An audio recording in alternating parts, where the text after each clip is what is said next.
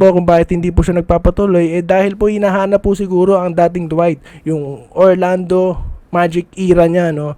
Which is hindi na po talaga katulad ng dati na dominant po talaga sa loob para pong si Shaquille O'Neal, no?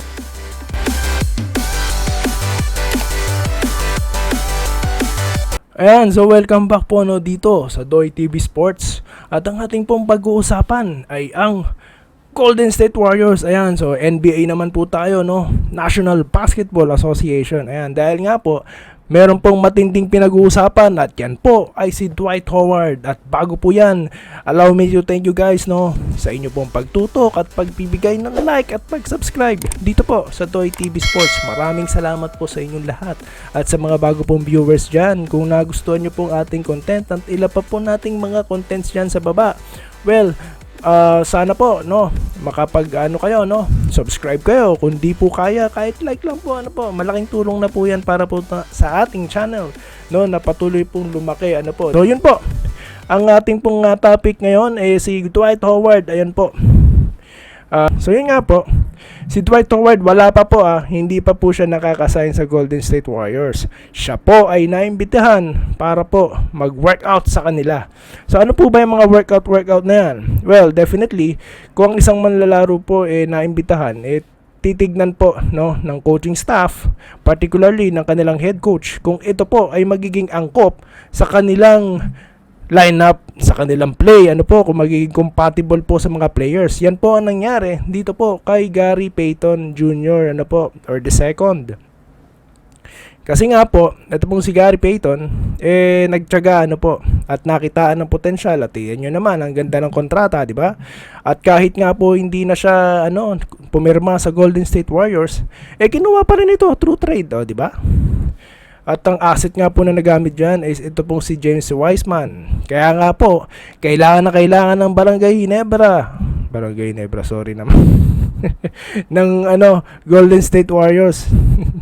Kailangan po ng Golden State Warriors ng replacement big man, di ba? Dahil nakita naman po natin sa mga nakaraang laban nila, katulad po ng Los Angeles Lakers na may mga malalaking players, talaga pong nadali sila, dali po sila sa laki. Bakit?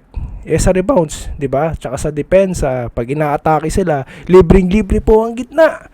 Kaya nga po ang mga sigaw ng mga fans, kailangan natin ng big man, 'di ba? At yan nga po, nababanggit po ito pong pangalan ni Dwight Howard. Kaya siguro nakakulitan na ang management na itong Golden State Warriors, no? Sige nga, let's give it a shot, 'di ba? At pagbigyan natin mga fans, siguro ganun na nangyari, no? At sa talent naman po ni Dwight Howard, tandaan po natin na siya po ay nakarating na sa iba't ibang kupunan, di ba po?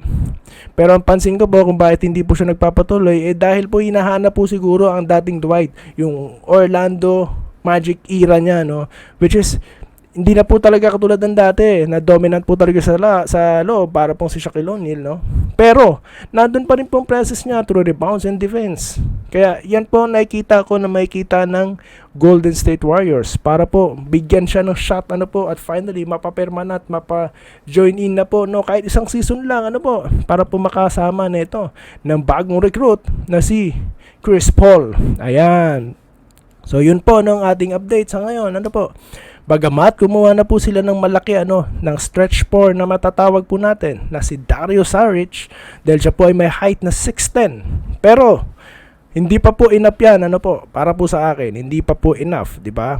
Bagamat nandiyan si Kevon Looney, pero kailangan pa po natin in a long run, alam niyo naman po ang season ng NBA mahaba. Kailangan talaga natin ng solido po na magbabantay ng gitna, para nga po mag-anchor tayo ng matinding depensa at maging opensa na rin po, dahil fast break po ang tinatakbo na itong Golden State Warriors. Bagamat napaulat po na magiging small sila dahil nga po first magiging magi-start daw, no, ito pong si Chris Paul, di pa po natin sigurado until next month, no, sa kanilang unang laban versus ito pong Phoenix Suns. Nako, matinding bakbakan ito, no? Kaya dapat po may pipigil kay DeAndre Ayton, at yan na nga po ang ating inaasahan na si Dwight Superman Howard.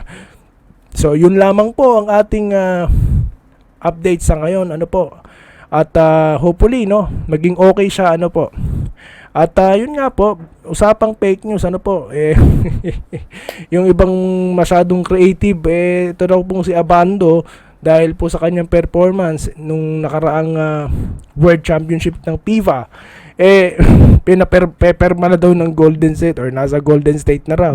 Biruin nyo, ano po, well, hindi po tayo ganun, hindi po tayo nakasama sa mga ganyang klase ng mga, mga clickbait, ano po.